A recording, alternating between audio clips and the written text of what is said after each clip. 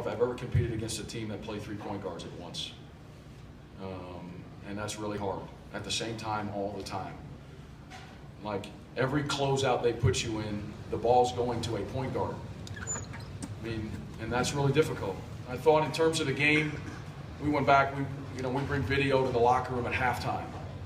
In the first 10 minutes, the shots we missed, I thought it was our guys a little bit, the atmosphere, and certainly Kentucky speeds you up, but I thought there were some plays at the rim where the shot blockers weren't around because we tried to stretch them some, and we got some clean looks that I think the score might have been a little different to start the game.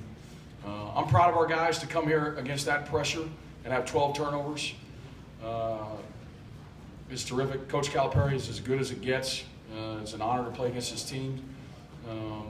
And I would be shocked if they have very many more games where they have a negative assist-turnover ratio. So even though we fouled a ton the last 6 or 7 minutes, I am proud of some of the things we did. By no means is it a moral victory or anything like that, but I'd like to give some positives because I'm usually always giving areas of improvement. Question? When you're playing this Kentucky team, how important is it for you, the opposition, to take them out of their rhythm and try doing that with all foul? Are you trying to slow down the game? We weren't trying to foul on purpose, but Tyler Ulis is really good.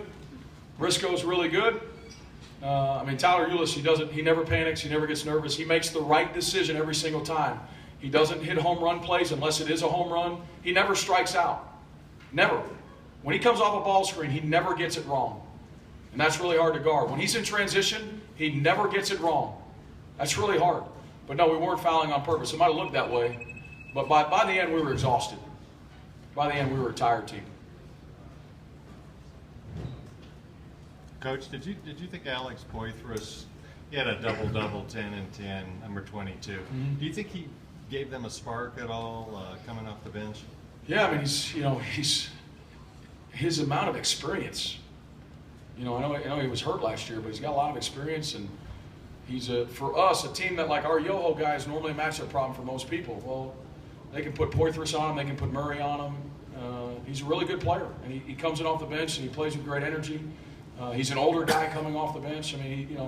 All those guys. It's one of the best things about talking to your own team is Kentucky. They're about Kentucky. That's the one thing. Their kids are about Kentucky, and again, it's a great lesson for all of us coaches and all of the other programs out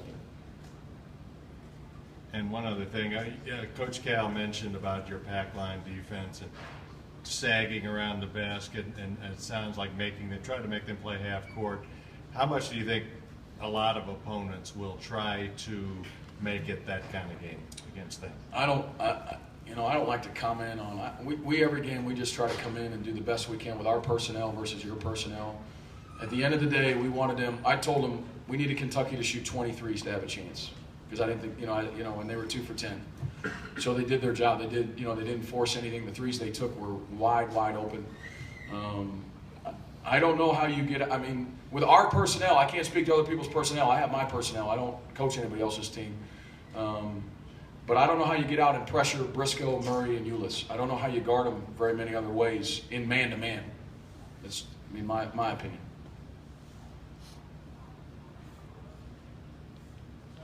Anyone else? Thank you. Happy Thanksgiving.